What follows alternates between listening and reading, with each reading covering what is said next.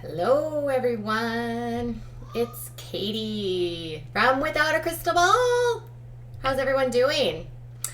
Well, what I did today was while I was off, I had lunch with my very good friend Dana. Dana is like probably my bestie. And Dana and I had lunch, and then we went to Target, and I realized I need your help, Dana, because I want to clean up my background, so that my viewers have something nice to look at. And Dana, she did this. So everyone, thank Dana for helping me pick out pillows and a throw so that you guys can look at something pretty besides my dog sleeping on a couch. All right. Let's get started on Mama June. Now, we've been talking about Mama June for probably, a couple months. And the twisted tale of Mama June got a little bit more twisted because TMZ got a hold of some photos of what her house looked like after she moved out. Now, I reported earlier this week that Mama June had just gone and sold the house after holding a garage sale in her home and selling off basically all of her worldly possessions along with the possessions of her daughters. And the sale of the house went under on the DL. She apparently sold it to a family with several children. And after the sale went through, they ditched out and went on an RV spectacular drive throughout the country. Now, since my initial report, I've spoken to a bail bondsman who worked in Alabama for 12 years, who said that currently, because her court records haven't indicated a failure to appear, that means that a current warrant wouldn't have been issued yet. However, she said that what will happen next, if Mama June continues not to show up at court, they will issue a failure to appear, and then they'll have to take the evidence that they have to a grand jury to determine if they have enough charges or have enough evidence to make the charges stick. If a grand jury decides to move forward with a trial, then the bail bondsman said a warrant would be issued for a minimum of $10,000 or bail revoked in a case like this in the event that she continues to fail to appear. She said initially then a statewide warrant would be issued, and if that brings up nothing, then they would issue a nationwide warrant for her. So at this point, they're still in the process, and she said it could probably take years, and because it's a low-level felony, it's not a high priority for the state. So apparently, Mama June is just freewheeling, willy-nilly, and just playing the odds right now. Okay? Doesn't mean, according to the bail bondsman, that it won't come back to haunt her, and it will. So here we go. Now, before she left, she actually had some fun with Gino in the house, and the family that ended up purchasing the house snapped some photos of what it looks like. And as you recall, there was a humongous dumpster that was outside of the home. Well, it turned out the house was left in such disarray and was trashed that they had to basically rip up almost all the flooring. Some of the flooring had to be ripped to the subfloor.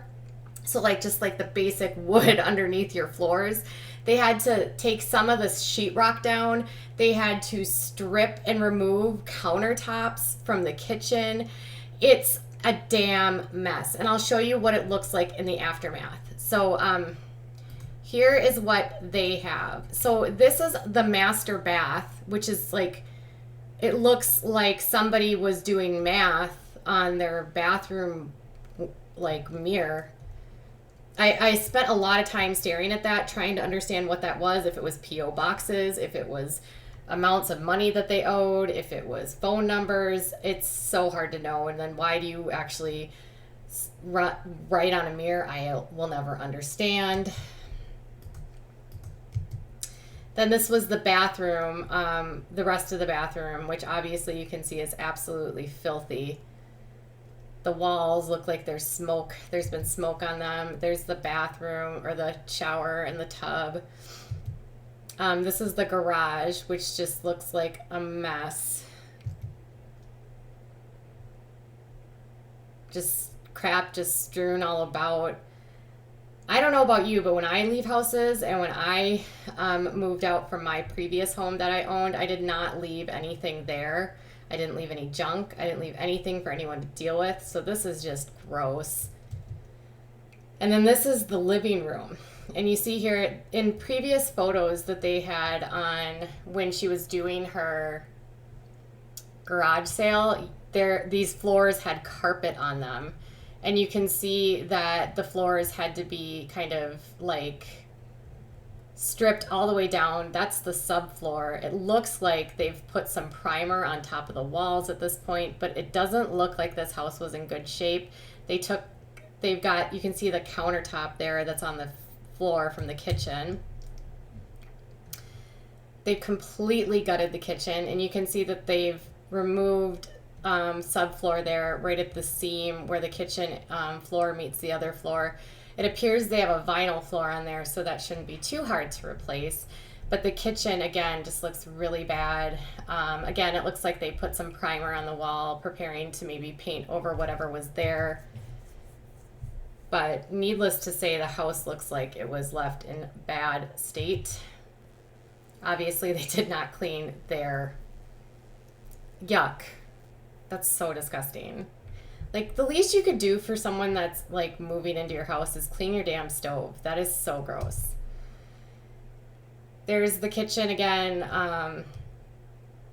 It's really sad to see a house in this sort of state. And again, here's the main floor as you walked in. If you remember, this house it was so beautiful at one time, and now you can just tell that it's completely trashed. You can see that there's still carpet down that they haven't ripped up there. That's got tons of stains on it.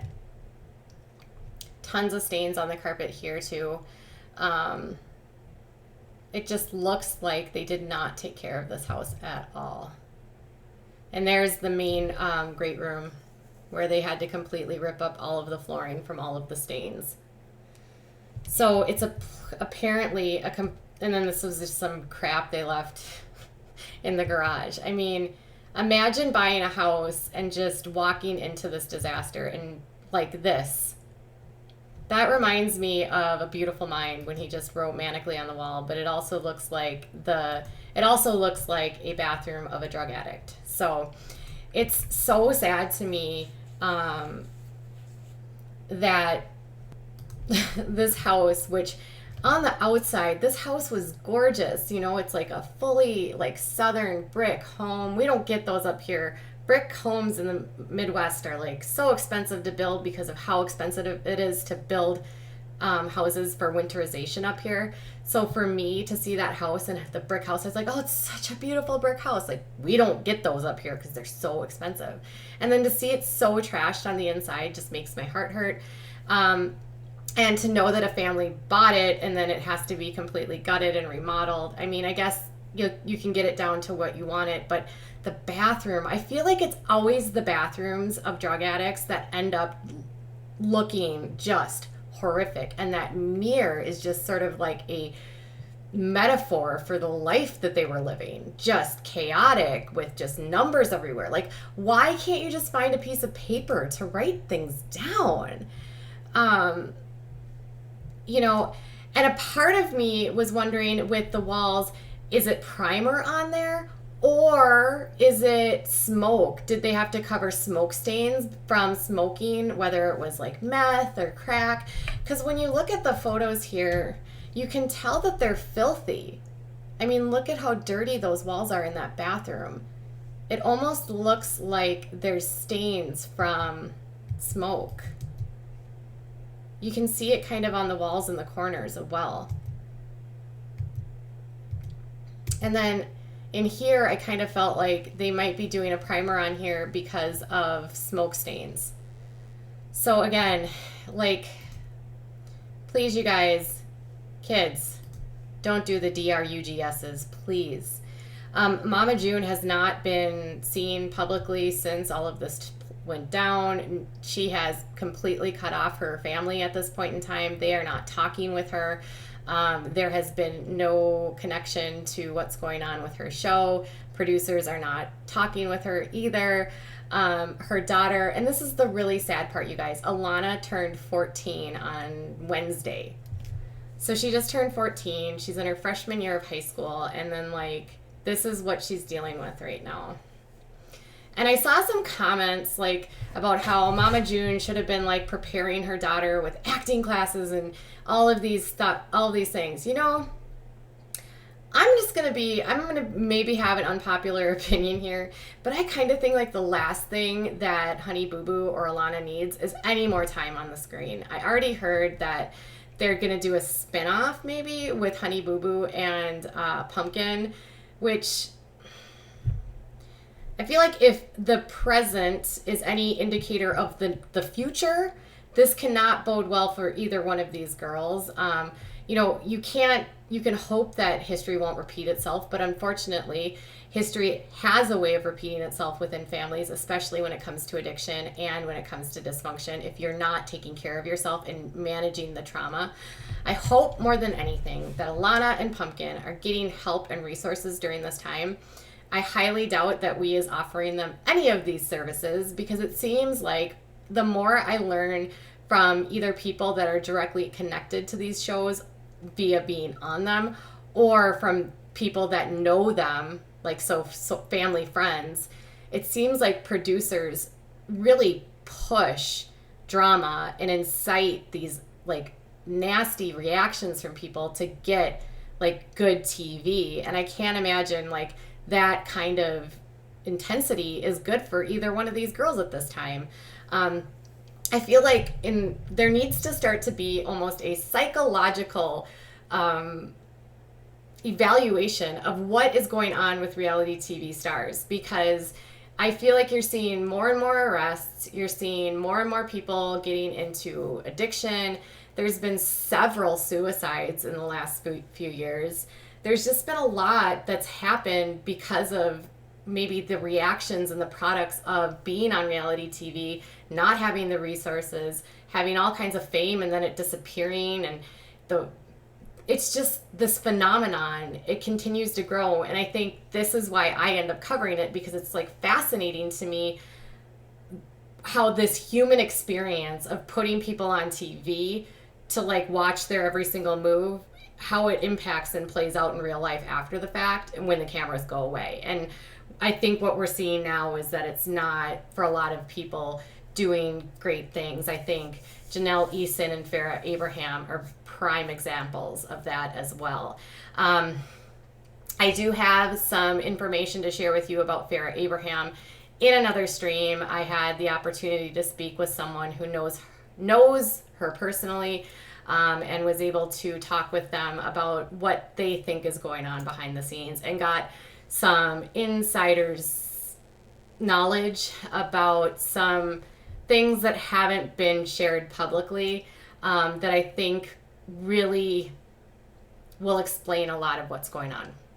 All right, you guys, so I will be back later. I've got to put my son to bed and I've got to do some other things. But after that, I'll be back with some more information and we can talk about what I've learned about Farrah Abraham. All right, you guys, bye.